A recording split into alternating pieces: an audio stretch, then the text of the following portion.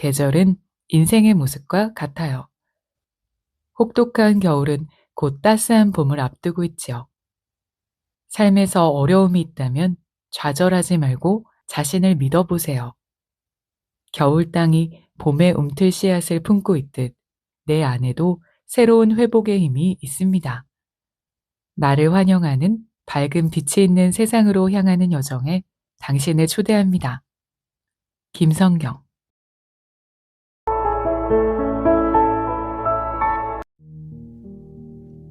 안녕하세요. 여행책방입니다.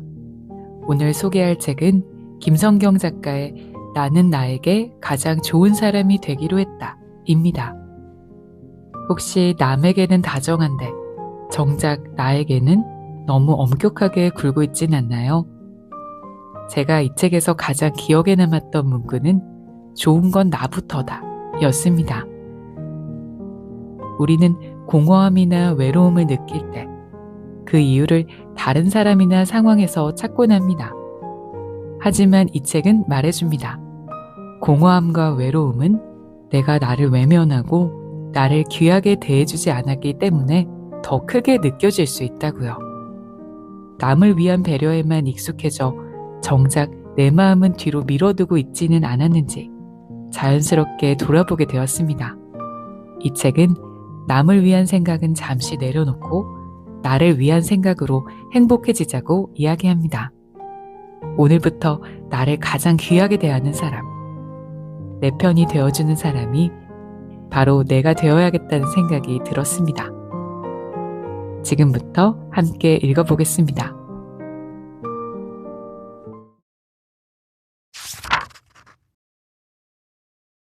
나를 사랑하지 않으면 남에게 갈구하게 된다.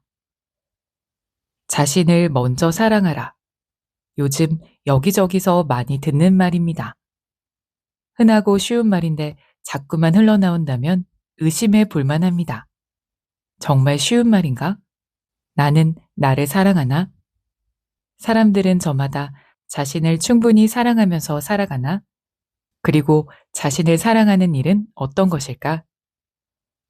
물론 자신을 충분히 사랑하면서 아끼고 살아가는 분들이 많겠지만 자신을 사랑한다는 개념조차 소유하지 못한 분들도 많아 보입니다. 특히 칭찬받거나 너는 괜찮은 사람이야 라는 메시지를 들으면 제대로 소화하지 못하는 경우를 종종 목격합니다. 유미라는 분을 6개월 넘게 상담했습니다. 어느 날 유미님은 제게 이렇게 이야기하셨어요. 저는 그동안 선생님이 이상하다고 생각했어요. 제가 말을 하면 고개를 끄덕이며 이해한다는 듯한 태도를 보이는데 진짜일지 의심됐어요. 저는 살짝 놀랐습니다. 상담에 열심히 임하셨고 6개월 동안 눈에 띌 만큼 성장하셨거든요. 덧붙이길 제가 잘하신 것 같다. 어떻게 그렇게 하셨냐. 마음이 값지게 느껴진다라고 말을 할 때마다 놀리는 것 같고 억지로 위로하는 것 같아서 언짢을 때가 있었다고 했습니다. 칭찬이 불편한 사람들. 상담하다 보면 마음이 아플 때가 있습니다. 다른 사람이 아무리 칭찬해도 받아들이지 않을 때, 놀라운 성과를 보여서 칭송받아도 의심하려 들 때, 마음이 참 어렵습니다. 유미님이 그랬습니다. 상담을 진행하던 중에 이직을 한 유미님은 이전과는 다른 관계를 맺으며 사람들의 호감을 샀습니다. 일의 성과도 상당히 좋아서 칭찬을 많이 받았습니다.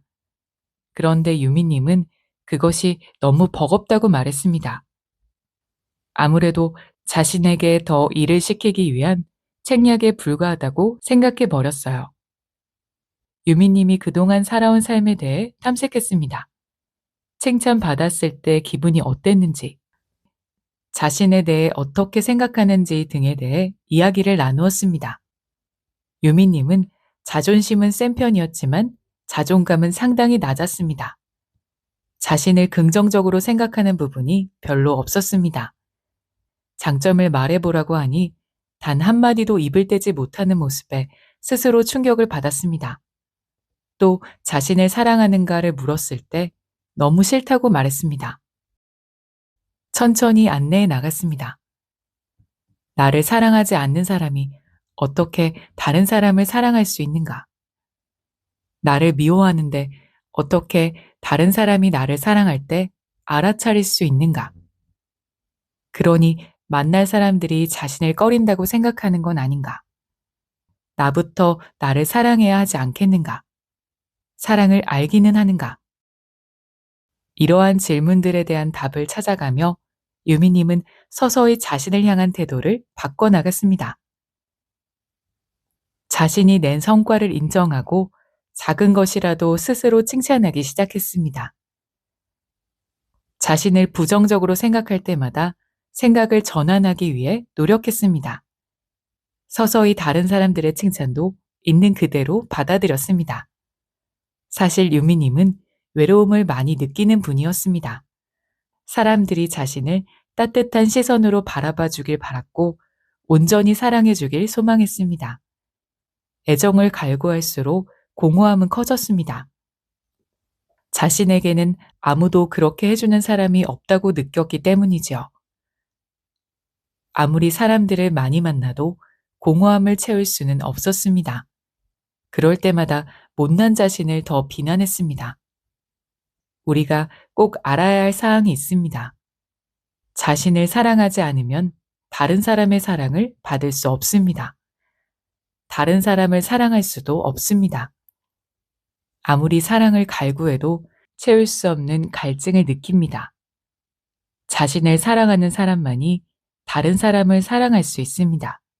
자신을 먼저 사랑하는 방법을 배워야 합니다.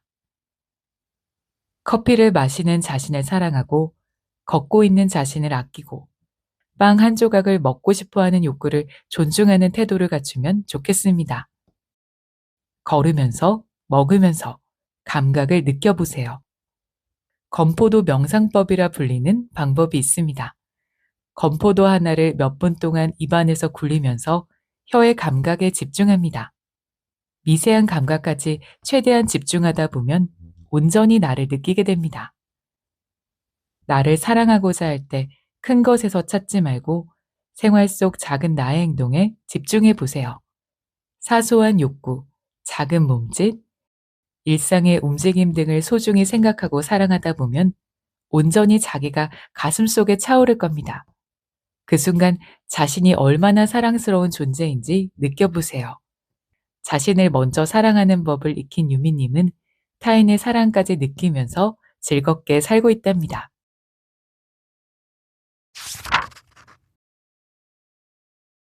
행복의 시작점은 나에게 있다. 인류학자인 에드워드 홀이 이야기한 공간의 역학이라는 개념이 있습니다. 홀은 인간관계를 4가지의 범주로 나눕니다.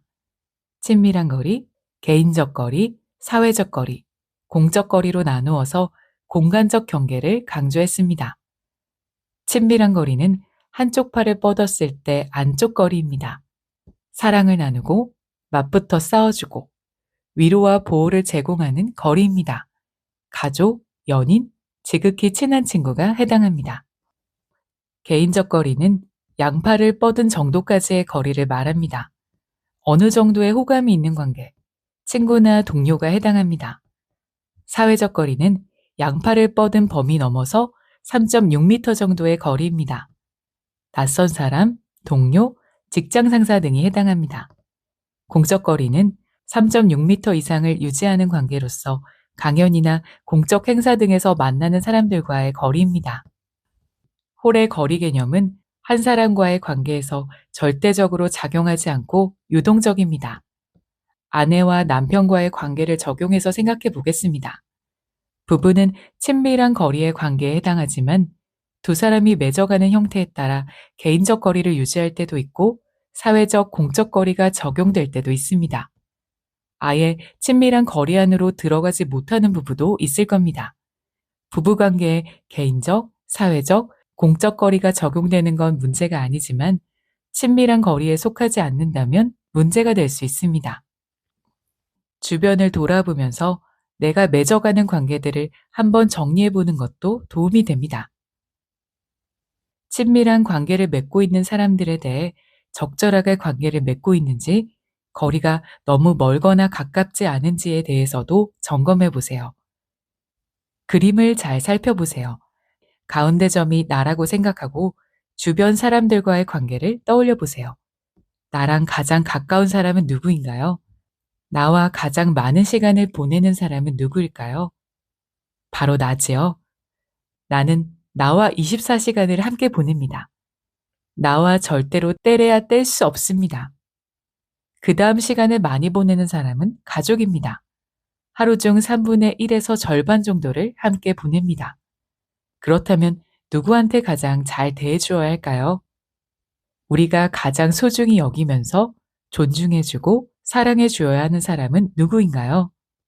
답은 너무나 쉽습니다.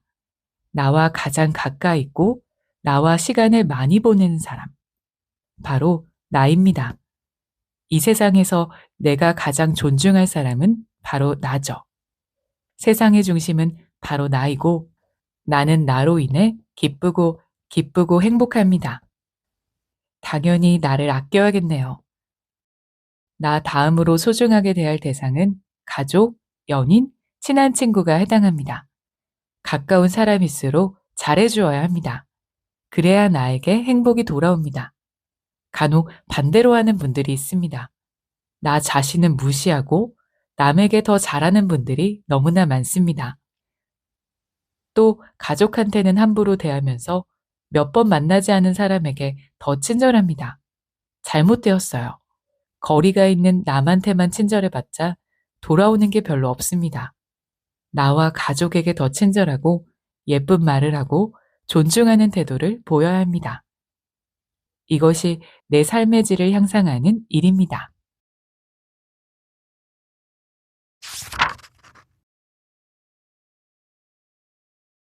있는 그대로의 나를 볼 줄 아는 용기. 자존감을 지키려고 할 때 여러 조건이 필요합니다.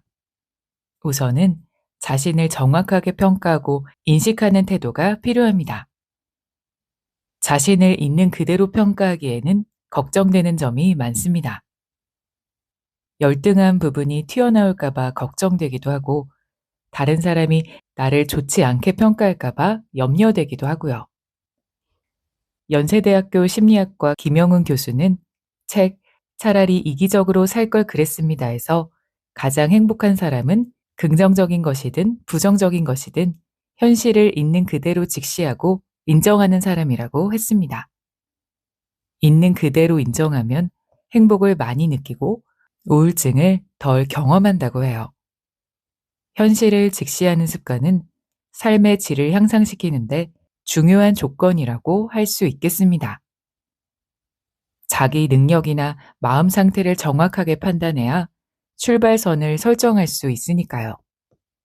어떤 일을 할 때 여러 단계의 능력이 필요한데 나의 능력은 중간 단계에 해당한다면 그곳을 출발선으로 잡으면 됩니다. 마치 최종 단계의 능력을 발휘할 수 있는 것처럼 포장해봐야 금방 들통나지요. 포장하느라 기운을 다 써서 정작 필요한 부분에 에너지를 쓰지 못할 뿐이지요. 반대의 상황도 있습니다. 자신은 최고 수준의 능력을 지니고 있으면서도 중간 단계 수준밖에 되지 않는다고 여기기도 합니다. 그러면 손실이 아주 클 겁니다. 과소평가하는 것 또한 어려움을 초래합니다. 자동 반응을 탐색하자. 자신을 객관적인 상태로 보지 못하고 과대평가하거나 과소평가하는 습관은 의도와 상관없이 자동으로 나타납니다. 현실을 정확히 보고 판단하려면 나에 대한 탐구가 필요합니다.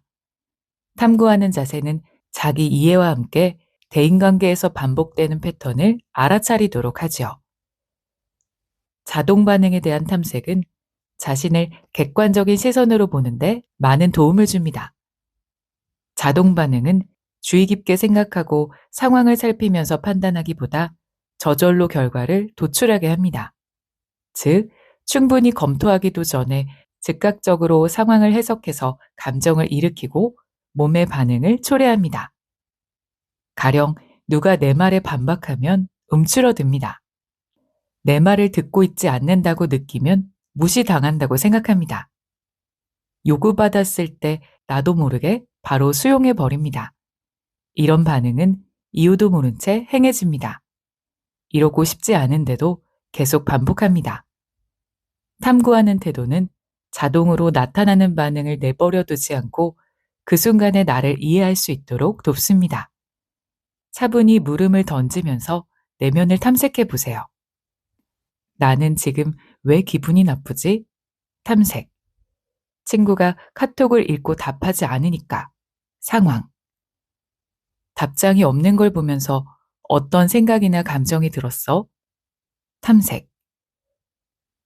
친구가 내가 물어보는 걸 싫어하는 것 같아서 서운해. 즉각적 사고, 감정. 싫어한다고 생각하는 근거가 있어? 탐색. 답장하지 않는 걸 보면 알 수 있잖아. 내가 반가우면 바로 답장하겠지. 즉각적 해석. 너한테 곧장 답하지 않으면 너를 싫어하는 거야? 탐색. 그건 아니지만 그런 생각이 들어. 수용. 그 친구한테 다른 가능성은 없을까? 탐색. 바쁠 수도 있지. 핸드폰을 보지 않았거나. 자동 반응 수정. 자동 반응을 그냥 두면 휘둘리지만 객관적으로 자신을 바라보고 탐색하는 과정을 거치면 새로운 시선을 가질 수 있습니다. 좁디 좁은 시야에서 벗어나 훨씬 여유로운 마음으로 상황을 대할 수 있습니다. 행복한 삶을 살고 싶다면, 더 건강한 대인관계를 맺으며 살아가고 싶다면 나를 객관적으로 보세요. 그리고 자동 반응을 탐색해 보세요. 자신을 정확히 알아갈수록 나를 수용하는 힘은 커지고 불편함은 수정할 수 있습니다. 습관처럼 미안해하지 말고 내 마음속 신호에 집중하자. 상담을 오신 분들에게 종종 부탁합니다. 욕구와 바람에 귀를 기울여 보세요. 처음에는 차분하게 자신의 욕구, 바람과 접촉해 보려고 합니다. 하지만 곧바로 항변합니다. 내가 뭘 원하는지 알겠는데 그것을 할 수가 없다고요. 바람은 있으나 할 수 없다고 느낄 때 어떤 방해 요소가 있는지 찾아보기 위해 탐험을 나섭니다. 진짜 마음을 따라가는 데 장애가 되는 여러 가지 마음의 요소가 발견됩니다. 회피해 오던 습관, 관계가 멀어지지 않을까 하는 두려움, 좋은 사람으로 보이고 싶은 마음, 비난에 대한 걱정, 상황 악화에 대한 고민 등 다양해요. 쭉 탐색하고 나서 말씀하십니다. 방해되는 생각들이 뭔지 알겠어요. 선생님 말씀대로 진짜 제 마음대로 하는 일은 중요해 보여요. 하지만 저는 할 수가 없어요. 저 하나 참으면 다 잘 될 텐데 상황을 나쁘게 만들고 싶지 않아요. 그나마 지금까지 지켜오던 관계들마저 잃어버릴까 봐 겁이 난다고요.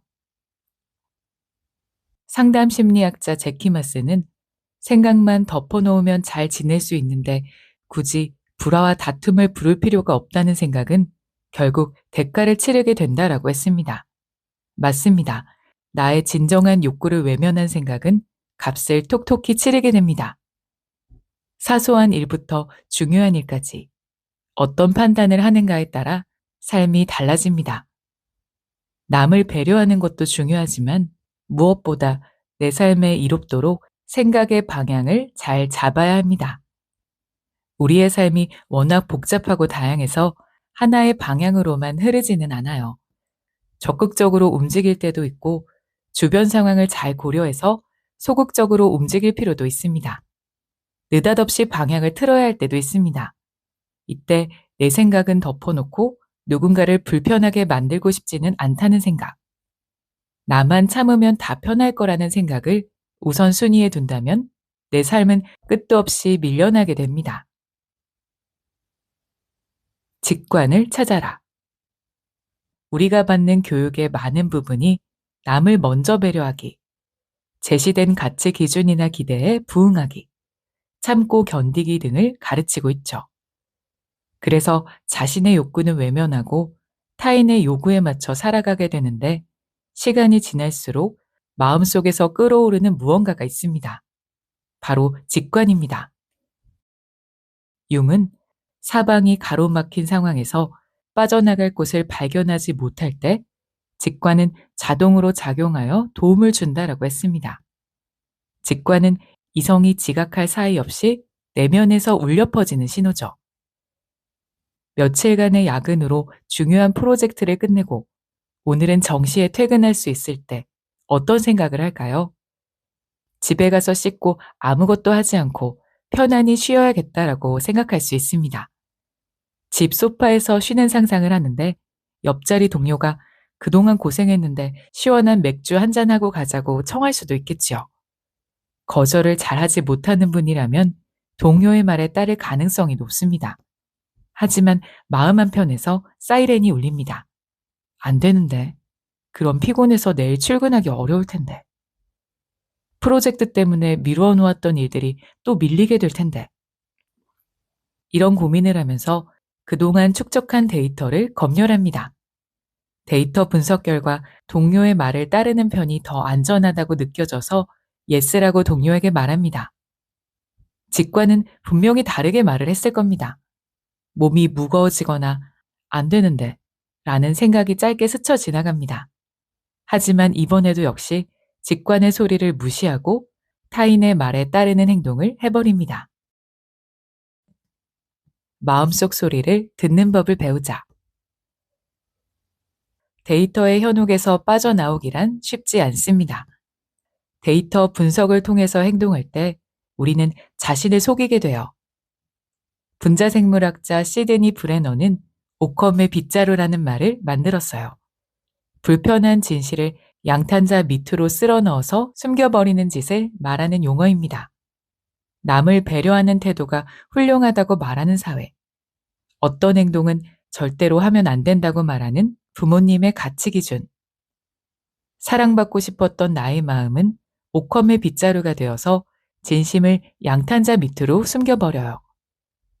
마음속 소리를 듣는 법을 다시 배워야 합니다. 직관을 무시하면서 보내는 수많은 시간은 제키 마슨의 말처럼 부메랑이 되어 나에게 돌아오죠. 우울증과 불안 등의 정신적 어려움을 겪거나 인간관계에서 허우적거리게 되지요. 직관을 활용하는 훈련이 되어 있지 않다면 연습이 조금 필요합니다. 느껴지는 몸의 감각에 집중하거나 순간적으로 스쳐 지나가는 생각이나 감정에 집중하면 직관이 보내는 소리를 들을 수 있습니다.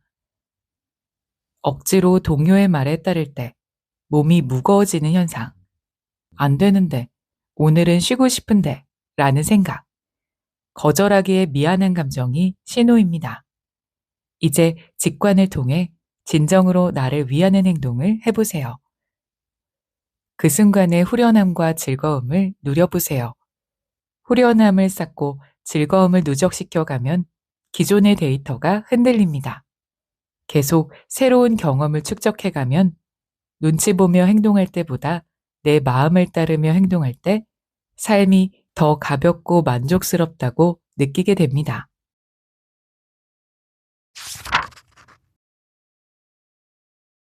매 순간 나부터 사랑하겠다는 결심. 중세 신학자이자 철학자 마이스터 에크하르트는 자신을 사랑한다면 모든 사람을 자신을 사랑하듯 사랑할 수 있고 자신보다 다른 사람을 더 사랑한다면 스스로를 사랑하지 못할 것이다 라고 했습니다. 정신분석학자 에리 프롬은 여기에 덧붙여 인간 개념에는 나 자신이 포함된다. 이웃을 사랑하라는 신의 말씀이 덕이라면 나 역시 인간이므로 나를 사랑하는 일은 미덕이어야 한다라고 했습니다. 이들은 사랑은 나부터 시작하며 다른 사람을 사랑하는 것은 자신에 대한 사랑이 확장된 상태라는 점을 강조하였습니다. 중세시대나 지금이나 자신보다 타인을 먼저 배려하면서 눈치 보는 사람이 많은 모양입니다. 하지만 나를 먼저 사랑해야 하는 이유는 분명합니다.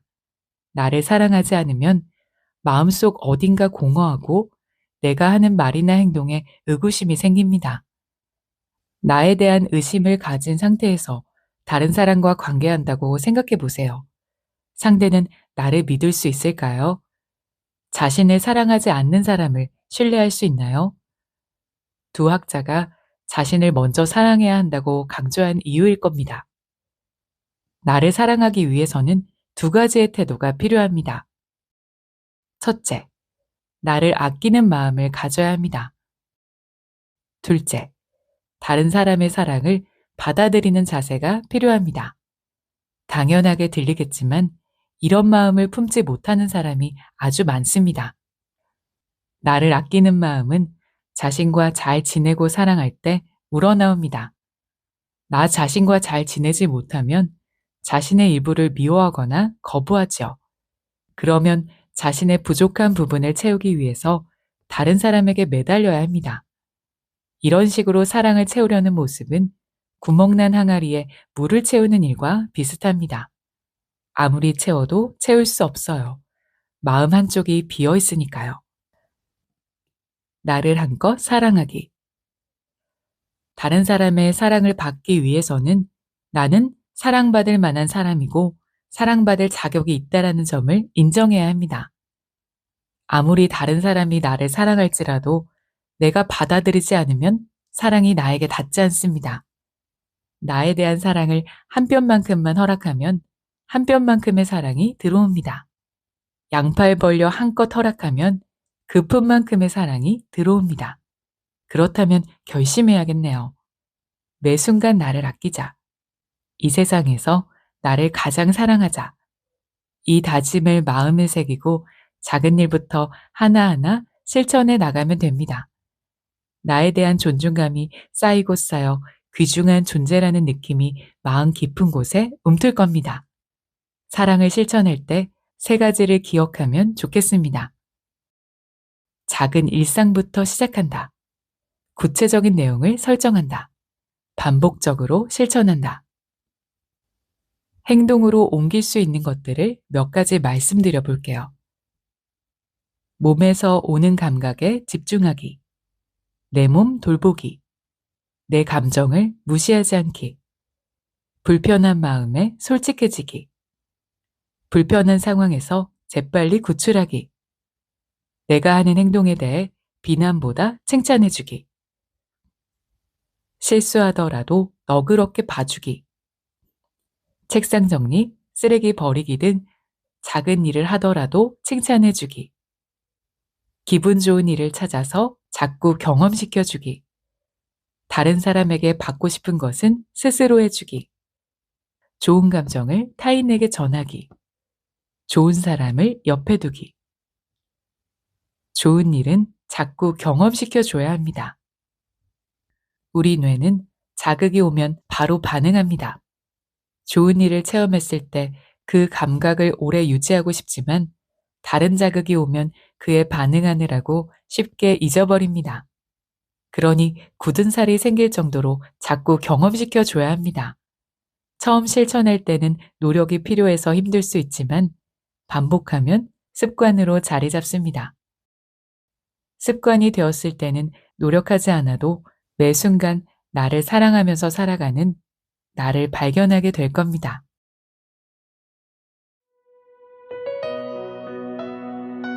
오늘의 영상은 여기까지입니다.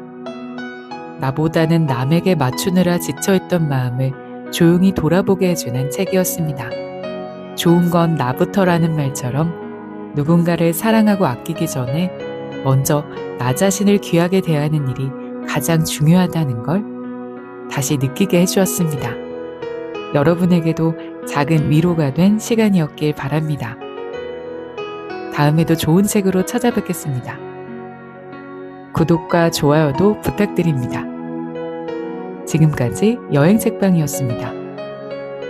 지금 여기에서 행복하세요.